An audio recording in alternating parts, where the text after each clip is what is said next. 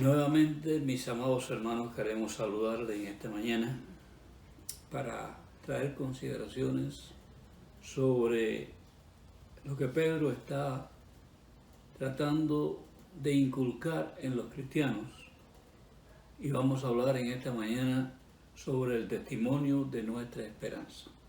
El testimonio, la palabra testimonio, tiene dos enfoques, ¿verdad? En el orden espiritual y en el orden material. Testimonio es cuando alguien está testificando de lo que vio o cualquier situación que se podía haber presentado con relación a un personaje.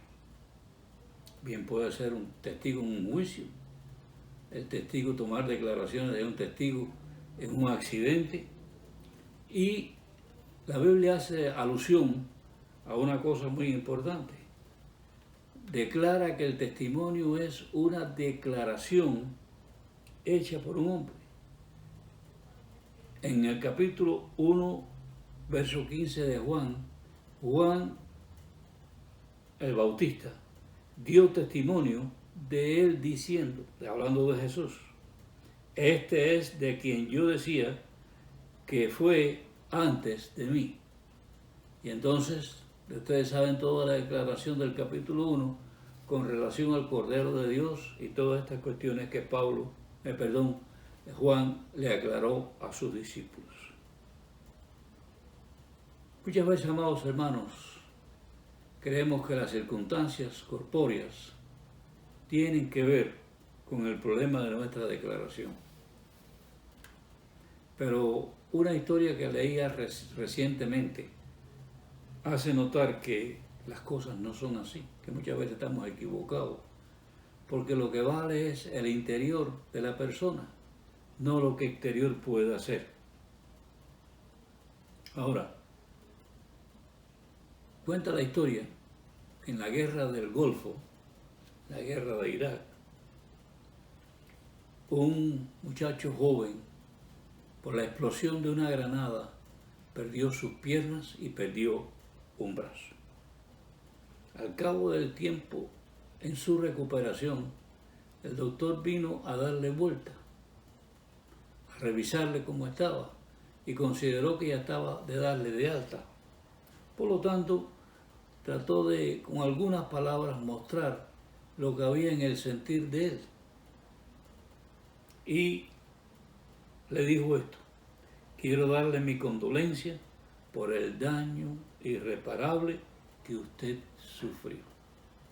El soldado inmediatamente retornó aquellas palabras con otras explicaciones que él dijo. Yo no las perdí. Los entregué por mi país para luchar por la libertad. Lo más bonito, lo más lindo es que no perdí mi corazón, porque mi corazón se lo he dado a Dios. Hay una alusión permanente a la cuestión esta de lo que es el testimonio. Pero el testimonio es la manifestación corpórea, ¿verdad?, de nuestra idiosincrasia personal, y que está reflejada en todos los escritores de la Biblia.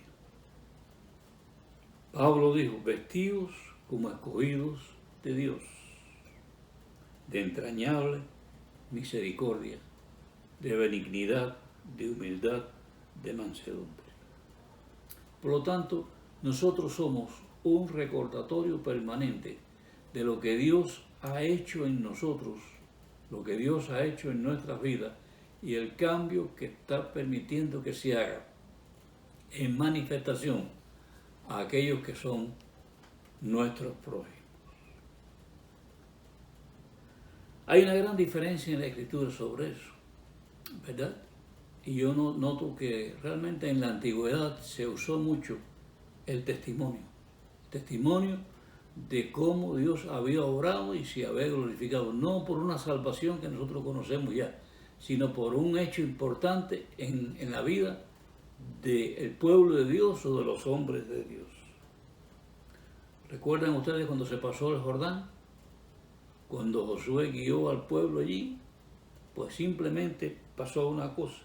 Después de haber terminado de pasar el Jordán en seco, Josué cogió 12 piedras como símbolo de cada una de las tribus para dar testimonio de lo que Dios había hecho con cada uno de ellos. Recordamos a Ebenezer, la piedra aquella llamada Ebenezer, que se puso allí. Y entonces podemos notar que dice, ¿qué cosa reflejaba aquella piedra? Hasta aquí nos ha ayudado Jehová. Hasta aquí. Hoy damos constancia de que la mano de Dios ha estado con nosotros. ¿Verdad? Y este es un país que tiene muchos testimonios de situaciones y cosas que vivieron en la historia de él. ¿Cuántos son los obeliscos que hay? ¿Cuántas cosas en este momento nos dicen? Por aquí desembarcaron los peregrinos, allá se firmó tal acta de independencia, de la liberación de la esclavitud, etcétera, etcétera. No estamos acostumbrados, aún hasta que hay placas que recuerdan algo que sucedió en ese lugar. Siempre recuerdo allí, mis amados hermanos, que en La Habana Vieja, cuando se pasaba por la casa que había vivido Martí, allí estaba una placa que decía, y le recordaba a todo el mundo, y hoy todavía sigue recordando, que Martí vivió allí en su juventud. Ahora, vemos entonces que el testimonio es el acercamiento que tenemos nosotros a Dios para crecimiento. La idea de todos los escritores cristianos es que la persona que ha conocido a Cristo crezca. No podemos decir que, mis amados hermanos, el cristiano quedó allí en el principio, habiendo conocido al Señor, declarando, dando testimonio de que Jesucristo era el Salvador, pero no creció. La importancia en la vida cristiana es el crecimiento. Y Pedro usa aquí en este capítulo 2 una metáfora que nosotros tenemos que identificarnos con ella. Está hablando de un edificio que se va a levantar y se está levantando hoy por los creyentes de hoy en día en la iglesia, amados hermanos, pero que lógicamente en la construcción antigua, que lo importante eran las piedras para poder levantar las edificaciones, nosotros estamos hechos en base a ese enfoque. Vosotros, dijo Pedro, hablando del testimonio de nosotros, del comportamiento y demás, somos como piedras vivas. La piedra viva es una cosa que tiene un significado muy importante. ¿Por qué digo esto? Porque hay diversidad de piedras. Si usted fuera en este momento para Carolina, vería allí que en Pales hay cantidad de piedras con distintas figuras y demás que han sido separadas para vender para construcciones con sus características. Pero hay otra cosa muy importante, y es que, mis amados hermanos, la situación aquí es que según la edificación que usted va a hacer, va a buscar las piedras necesarias para la misma. Es según la apreciación de los edificadores. Nosotros estamos activos en la edificación de la iglesia, ¿verdad? En la cual nosotros estamos realizando un aporte por nuestro testimonio, por nuestra vida, por lo que hacemos en la iglesia y para el reino de Dios que va enmarcando nuestro testimonio. El testimonio es acercarse a Cristo por fe, con la intención de quedarse allí y disfrutar los caminos y la comunión con Dios a través del sacrificio y la oración, porque hay cosas en la vida cristiana que implican sacrificio. Ahora Pedro dice aquí que Jesucristo es la piedra viva, que Jesucristo es una piedra especial que ha sido determinada, escogida, preparada para hacer el funcionamiento de la iglesia. Cristo es la piedra viva. Y eso implica entonces que no es una piedra muerta, no es una piedra que no tiene un contenido. Jesucristo es vivo. Jesucristo trae esperanza. Por eso es que constantemente lo estamos predicando. No como un hecho histórico, sino como una realidad vigente, porque Él está vivo en nosotros hoy. Es la piedra viva, la piedra angular, ¿verdad?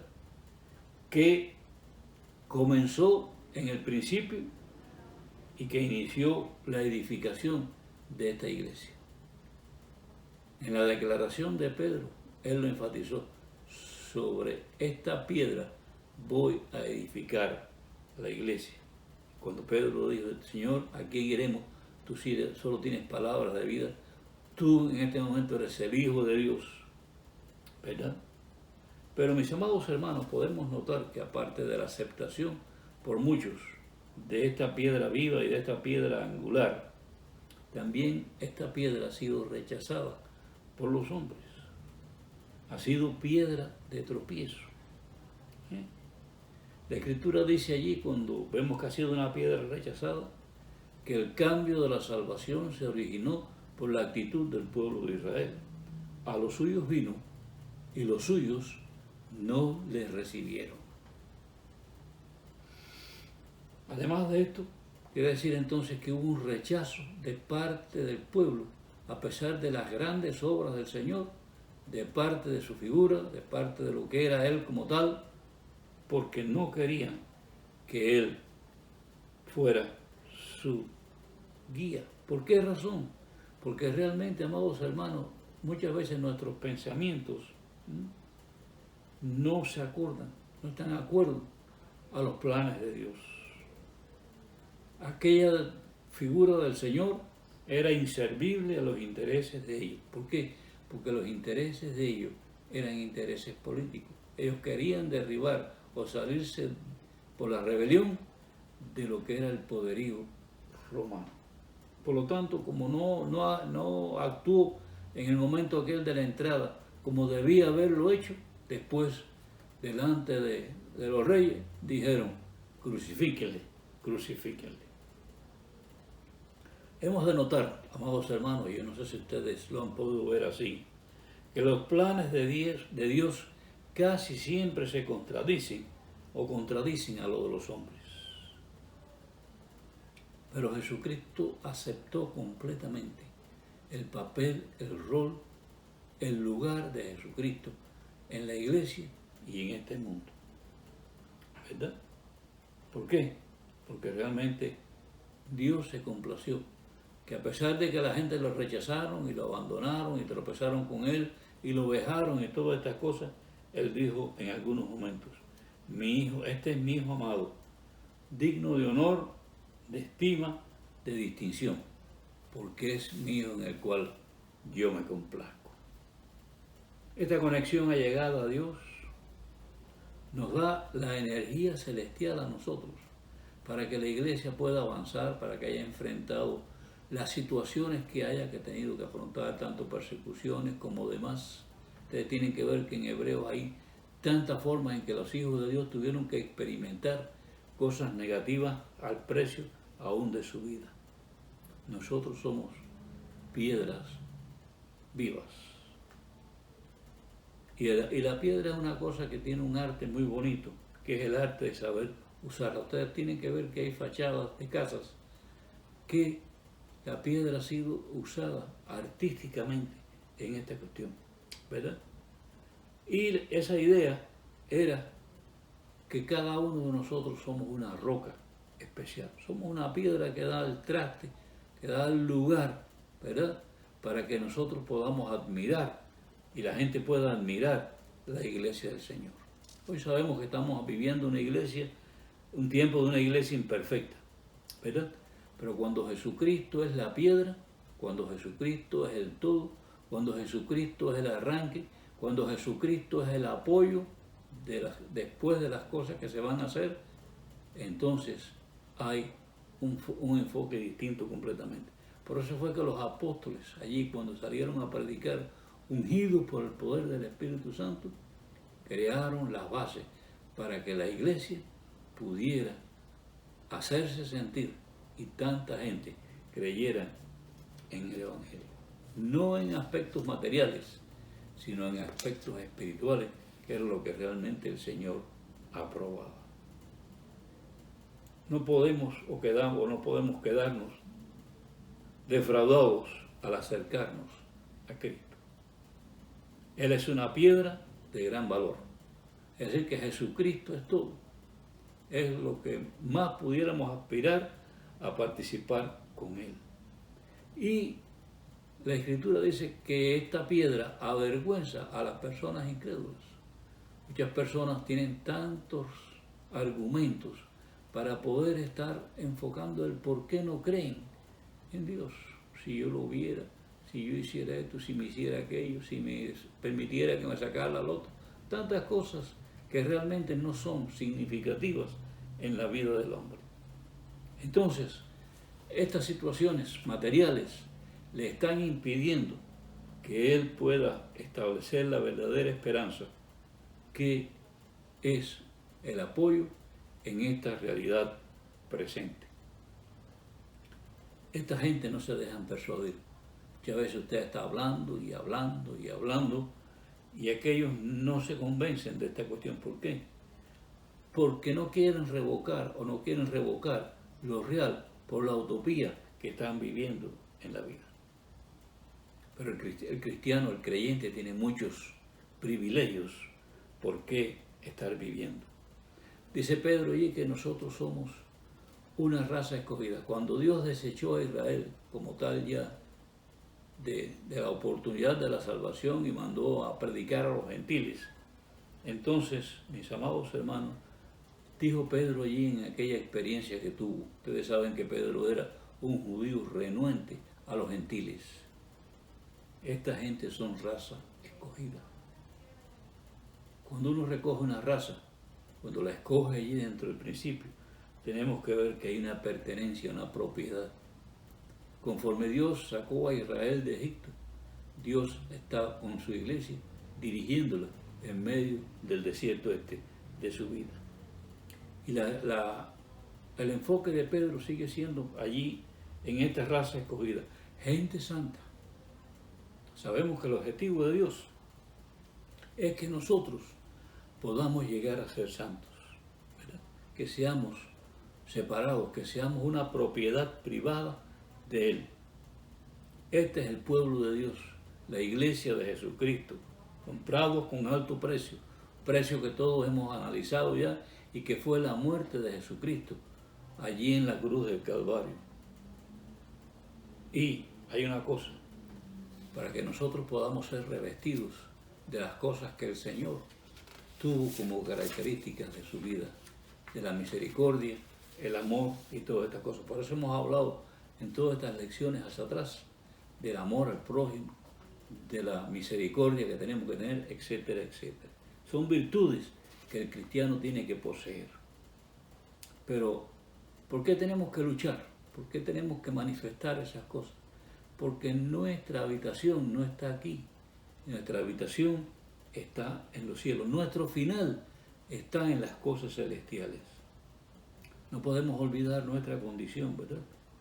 Pedro dice aquí, nosotros somos como peregrinos, estábamos mirándolo en la lección pasada. Es decir, no podemos creer que vamos a vivir una vida entera aquí. Nuestra vida es un tránsito hacia lo que nos espera en el futuro. Hoy no estamos aptos para poder apropiarnos y vivir aquí en este mundo. ¿Por qué? Porque son muchas las injusticias, muchas las situaciones que tenemos que afrontar. Pero cuando lleguemos al cielo, las cosas van a ser distintas. Pedro está diciendo que no podemos dejarnos de subyugar, amados hermanos, por las pasiones carnales y por las concupiscencias pecaminosas del mundo. Estas son enemigos de Dios, porque el que ama al mundo se convierte en enemigo de Dios. Tenemos que mostrar las buenas obras para que el mundo conozca quién es Dios. Donde no hay reprensión, donde no hay amenaza, donde no hay castigo, sino está dando la oportunidad de la opción de creer con amor y con misericordia. Y Pedro introduce en todas estas cuestiones otra idea central, y es que tenemos que pensar que en nuestro comportamiento cristiano tenemos que tener cierto respeto a las autoridades. ¿Piensan ustedes qué cosa sería respetar a los Nerones con toda aquella mentalidad de asesinato y de lujuria y de todas aquellas cuestiones? Pero más, sin embargo, Pedro está diciendo, y tenemos que respetar a las autoridades superiores. Nosotros no somos quien para en este momento cambiar estos gobernadores. ¿Por qué? Porque lo de nosotros es transitorio. Hoy estamos, mañana no estaremos, ¿verdad? Así que, aparte de esto, ese respeto a las autoridades que han sido elegidas, escogidas, tanto presidente como gobernador.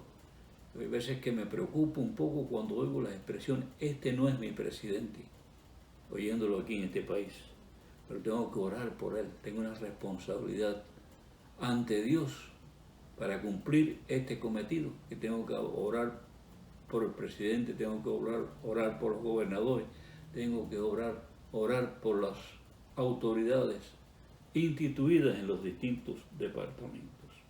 El Señor inclusive se metió dentro de esta problemática cuando allí le dijo a sus discípulos que era necesario que miraran una cosa ante la pregunta de él. Tú eres apolítico, tú eres contrario, tú eres a favor, ¿cuál es tu posición?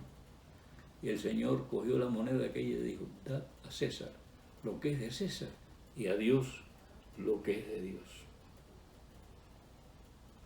Ahora, amados hermanos, el Señor está evitando por toda esta situación de que nosotros cayéramos en el problema de ser malhechores y de personas que mostremos nuestra euforia cuando queremos vengarnos de algo. En estos días hemos sido testigos de todas esas cosas.